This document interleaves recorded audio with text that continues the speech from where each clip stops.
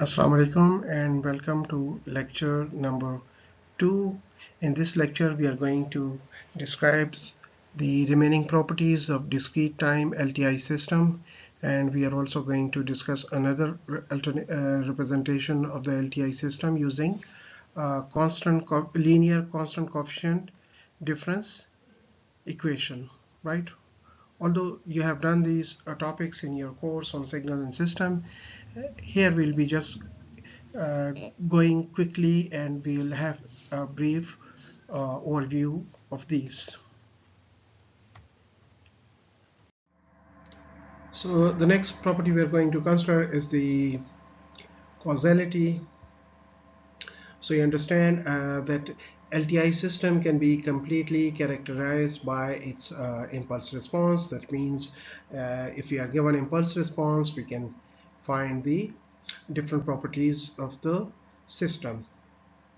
So in this case, for causality, we say if the impulse response is 0 for k is less than 0, means for negative value of the k, then we call such a system, such an LTI system as a causal LTI system. So you understand that we can write y of n in terms of convolution, that y of n equals to summation k running from minus infinity up to infinity x of k h of n minus k. Or using the commutative property, we can also write k running from minus infinity h of k x of n minus k. Right here we were flipping and shifting the response, and here we're flipping and shifting the input signal. So because the operation holds the property of commutation, so that means we can write it like this also. Now so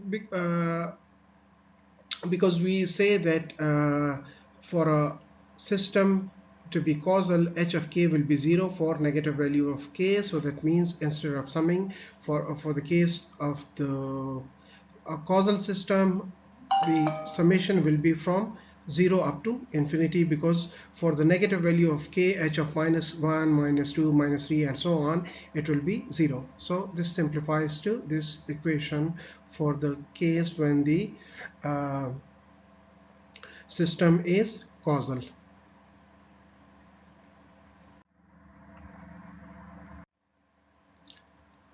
For the stability, we say if the impulse response is absolutely summable, then such a system will be stable system, right? So for stability, we have also talked in general about the system. So in that case, we say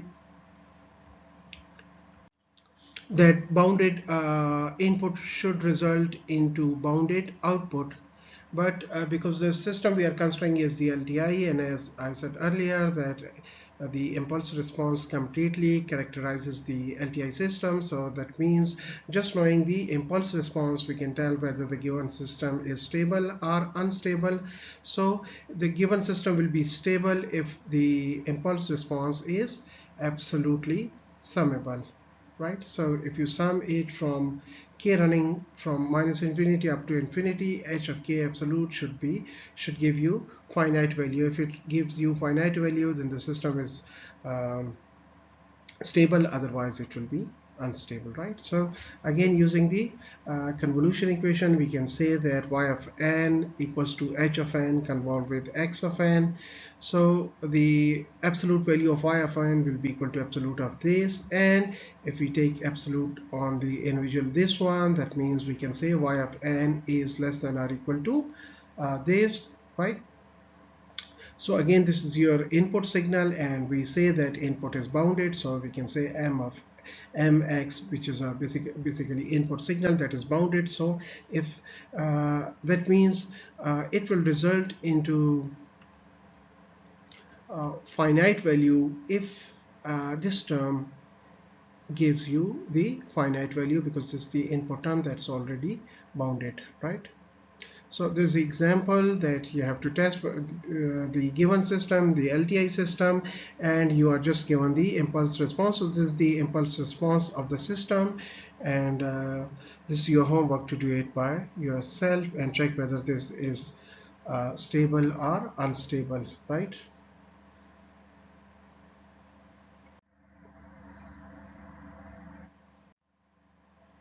The next property is the invertibility, right? So you understand that inverse and invertible, right? So we say that if distinct input produces distinct output, then such a system is called an invertible system, right? So if the distinct input produces indistinct output, that means the system is not invertible. So if the system is invertible, it is must that distinct input should produce distinct output. So if a system is invertible, then its inverse exists, and if you cascade the two systems, right, then the whatever you give it at the input of the cascade, you will get the same at the output of cascade. So you understand by the so for example, let me draw two systems. For example, we have a system, right, and it has impulse response of uh, h1 of n. So for example, this is the input signal x of n, right, and you have, so you give it input x of n, you have h1 of n, and then you have h of n, right? So the input to this is, so you know, output at this point, which is omega wn, so wn will be equal to, you understand, that's convolution of uh, x of n with h1 of n, right? This is your w of n, right? Similarly, the output y of n, this will be equal to y of n equals to convolution of w of n with, right? So that means w of n convolve with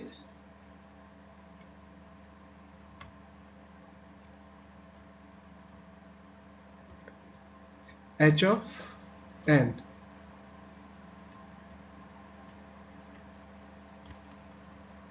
right?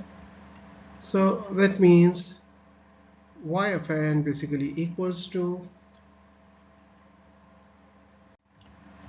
so that means now in the case if these two systems are inverse of each other, right, in that case whatever you give it, for example x of n, you give it input as x of n, and it's convolved with this one, and you get y of w of n. When w of n is convolved with this, you get the, because the two systems are inverse, so whatever you give it at input, you'll get the same at output. So that means for this system to be invertible, y of n should be equal to x of n, right? So when it will be equal to x of n, so that means x of n, right, and this is convolved with, right? So you understand there's something called identity, like additive identity. So you add any number with 0, you get the same number. Similarly, for multiplicative identity, you multiply any number with 1, you get the same number, right? So in case of convolution, the identity of convolution is impulse. So that means if I convolve x of n with impulse, I should get x of n. So because I get x of n, that means the convolution of the two responses should result into impulse of n, right? So if this is the case, impulse of n, right, then if I convolve x of n with impulse of n, I get x of n, right? So what does that mean? It means if the two systems are inverse of each other, in that case the cascade of the two, the overall response of these two should be equal to impulse of n, which we can write like this, right? So for two systems, if they are inverse of each other, in that case their convolution of their responses will result into impulse of n. right? So that's the definition for the invertibility. So that if two systems are invertible, then the convolution of their impulse responses will result into impulse. So some of the examples of the discrete time systems are the ideal delay system, so where y of n is basically delayed version of x of n by amount of nd, right? So where nd tells the amount of delay. The second system is the moving average system, which has the equation this one. So you understand that to take the average of values, you scale it by a factor of, for example, for this many samples we are taking the average, so we have to scale it by a factor of 1 by m1 plus m2 plus 1. So this is an example of moving average system, and it is called moving average. You understand why? Because it's taking the average and moving because values of y of n changes as n moves along the uh, discrete time axis, right?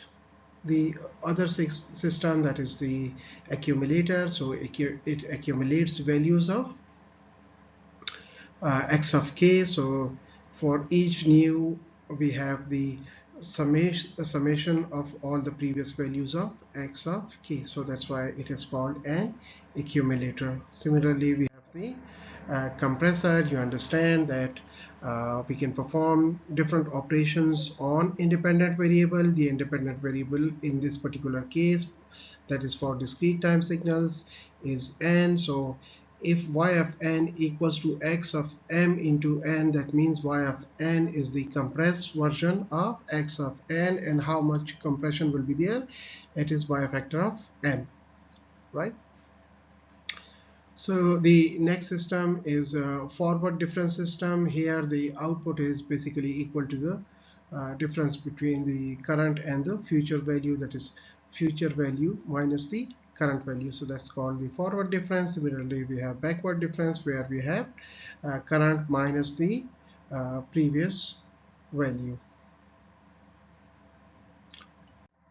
So here are some examples of the cascade systems.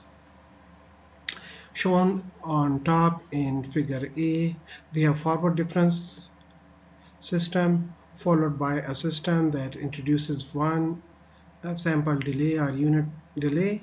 Similarly, shown in the B is the one sample delay followed by the forward difference system. So you understand both the system are identical, will produce the same results, because if you look at the if you recall the properties of the LTI system, we said that they hold the property of commutation. So commutation means that you can interchange the systems if they are connected in the series, and they will not affect the overall result. So let's find what is the impulse response of the system shown here, this one, right? So you understand, for the case of the forward difference, the first system is forward difference and second one is the unit delay. So we can write this so the first system is forward difference, so we can write that this is basically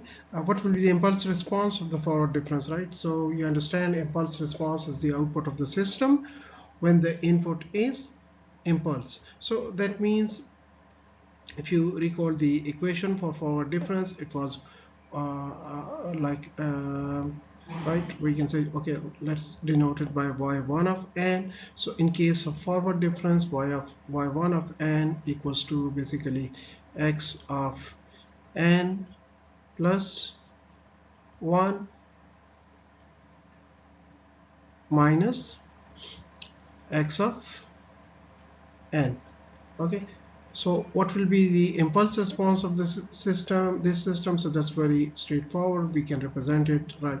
We say, okay, this is h1 of n. So what is the value of h1 of n? Because we define that impulse response is the output of the system when input is impulse. So that means we replace output by this and the input by impulse. So that means the impulse response of the forward difference is something like impulse of this one minus impulse of n, right? So that is the impulse response of this system. Similarly, for the delayed system, we have that we say for the case of delayed system, let me represent it by y2 of n. So as we have defined on the previous slide, that for the case of delay we have x of n minus n d, right? So what will be the impulse response of this system? That we say, okay, this y2 of n and h2 of n, okay, and this will be equal to impulse of, because here we have 1 unit delay, right? So that means nd in this particular case is 1, so we can say that this is basically impulse of n minus 1. Again, the two systems are connected in cascade, so that means the overall response of this system will be the convolution of individual responses, right? That you have about this thing you have done the property. So that means let me represent the overall response of this system by h of n. So h of n will be equal to impulse response of this one, which is h1n, right, and convolve with the h2 of n. Okay, so let's do this and let's see what is the overall impulse response of this cascade of two systems. Okay, so to find hn, we know they are in cascade, so the overall response will be equal to convolution of individual responses. So that means h of n convolve with h of n equals to h1 of n convolve with h2 of n. Now what is the value of h1 of n? So that's given, it is impulse of n plus 1 minus impulse of n. So I can write impulse of n plus 1, right, and minus impulse of n. Okay, now this will be convolved with, what is the convolved with h2 of n, and what is the value of h2 of n? It is basically equal to n1 impulse of n minus 1, right? So again, if you look at this one, it's just recall the properties. So we can say this is basically distributive property. So we can say that impulse of n minus 1 will be convolved with this one, minus impulse of n minus 1 will be convolved with this one. So that means I can write impulse of n plus 1, right, convolved with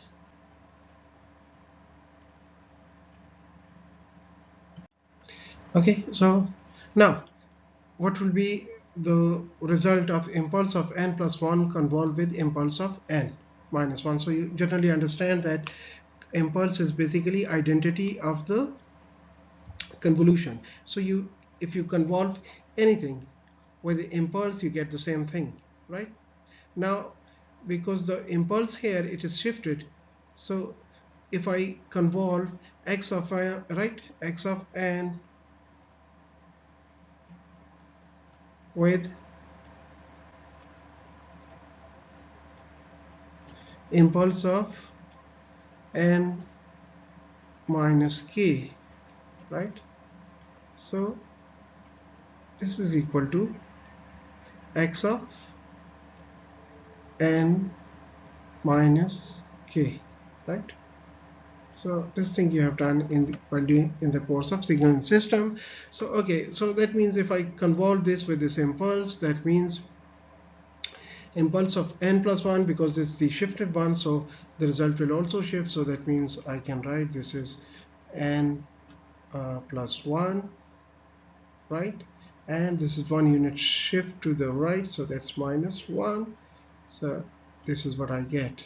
Okay, minus impulse of n, so again this will be impulse of n minus 1. So what I get is impulse of n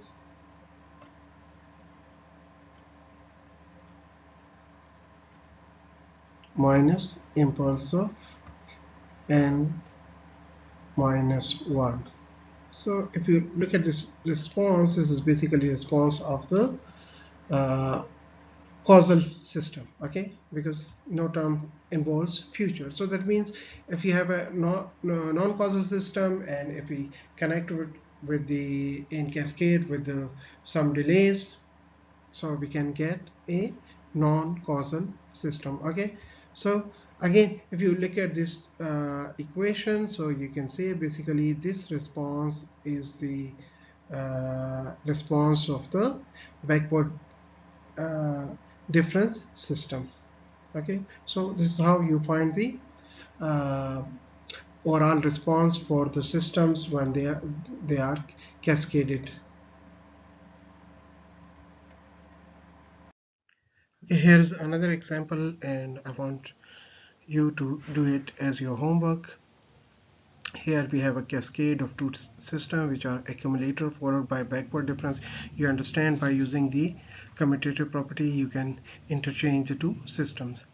So find the impulse response of the overall system.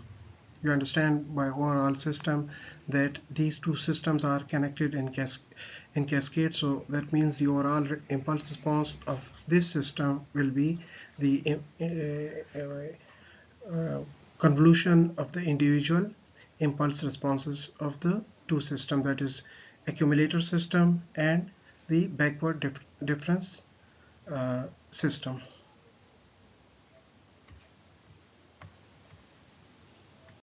So we also have another representation of the LTI system, that is difference equation representation, right? So we have done to now the LTI system. We saw that they are completely characterized by the impulse response.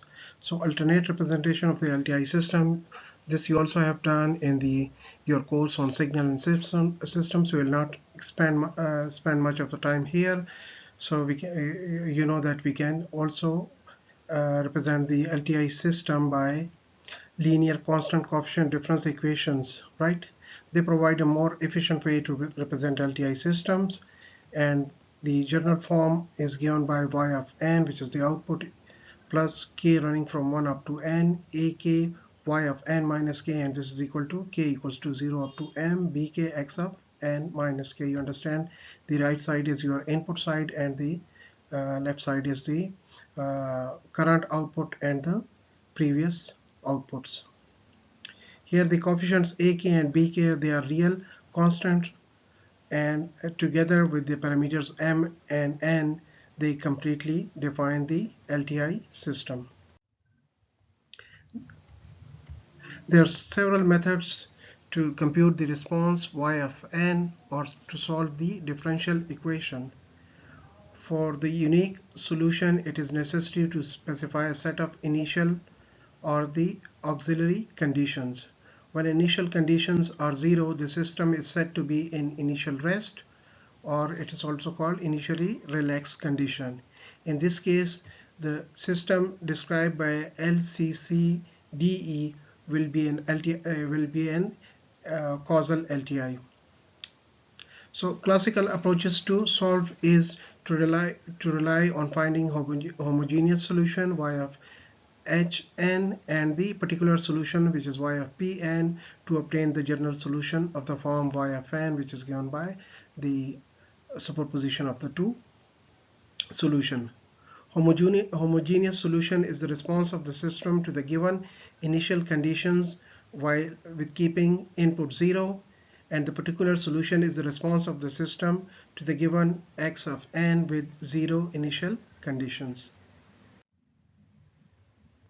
So another approach is the recursive approach to solve the difference equation. So we can write the linear constant coefficient difference equation. If you recall, in the journal form we have written this to the right side, so that's why the previous output was added with the current output. So we have just shift that term to the right side, so now we can say y of n equals to, similarly, bkx of n minus k, and sum it over from k running from 0 up to m minus the previous outputs, which are k running from 1 up to n, ak y of n minus k. It can be solved simply by computing the output at each time, and is usually much easier than the classical approach. So we have two special cases here. The case 1 is when ak equals to 0 for k equals to 1 up to n. So that means this term is 0. So that means the output only depends on the inputs, right? So the differential equation will reduce to this. In this case, the system is non-recursive as there is no feedback involved. So the output is simply the weighted sum of the current and past input values. So the impulse response, right, you understand that impulse response is the output of the system when input is impulse. So this is your original equation. If I replace y of n with h of n, that means I have to replace x with impulse. So that will be summation k running from 0 up to m bk impulse of n minus k, right, where n is from 0 up to m. In this case, the impulse response has finite duration. That's why this system is referred to as the finite impulse response system, or shortly it is called a FIR system. The second case is when bk are 0 for k equals to 1 up to n. So that means we are dealing only with the present input, right? So again, the same equation you can easily verify. Okay, so we only have the present term in the present input term, right? So this is purely a recursive system due to the inherent feedback, because this is your previous values, right? So in general, if any ak is not equal to 0 and k is greater than 0, the impulse response has infinite duration, and that's why this is called infinite impulse response system. So consider an example of the first order difference equation. So y of n equals to a n minus 1, a y of n minus 1 plus x of n, and we assume that when the input is applied at n equals to 0, and we have to find the output. So to find the output for n equals to or greater than 0, when n equals to 0, so putting n equals to 0 here, it will give us y of 0, a y of minus 1 plus x of 0. Again, at n equals to 1, it will be y1 a y of 0 plus x1, right? And because a y of 0 equals to because y of 0 equals to a y of minus 1 plus x of 0, so that means it will be a into a square y of minus 1 plus ax of 0 plus x of 1. Again, for n equals to 2, we put the value and we get a y of 3 y of a cube y of minus 1 plus a square y of a square x of 0 plus a x of 1 plus x of 2.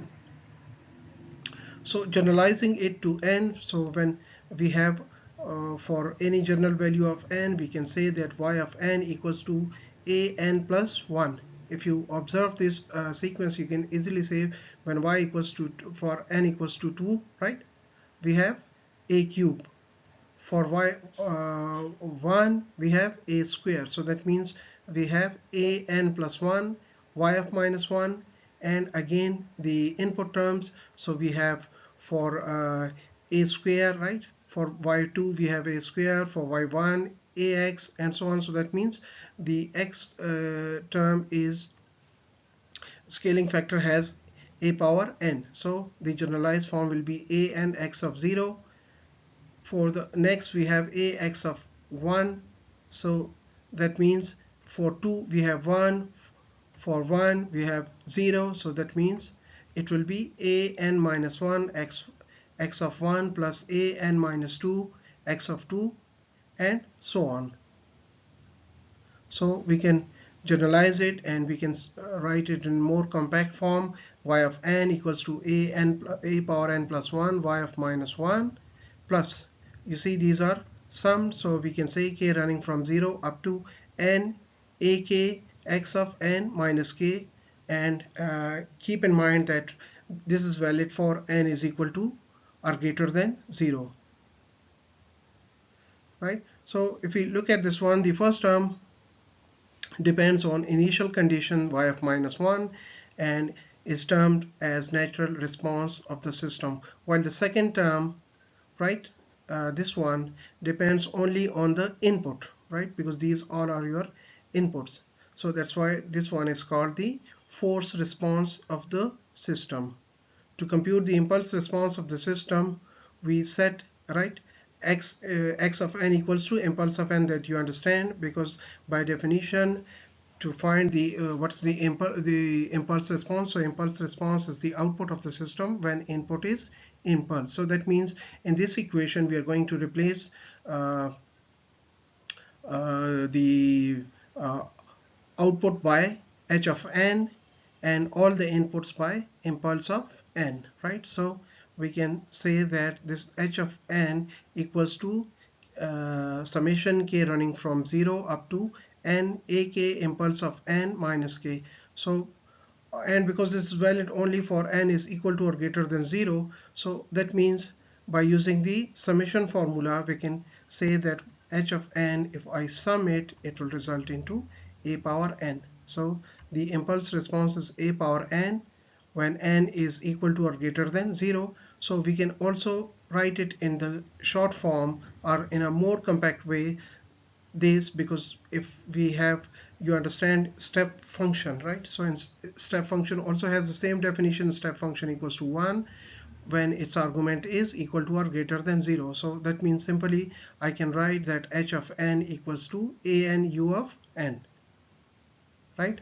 So this also means that this system is basically causal and it has infinite impulse response. So this, we can say that this system is IIR causal system. So I think this I give you as a homework. So this is your homework. You know what is accumulator system, okay? So accumulator system is defined as this one. This is the expression for the accumulator system, and although it's somehow solved here, but again I give you this as an your homework problem, so do it, okay? And if you have any confusion we can discuss it. So represent the description of the accumulator system using the differential equation. Okay, so that's all for today. Allah Hafiz.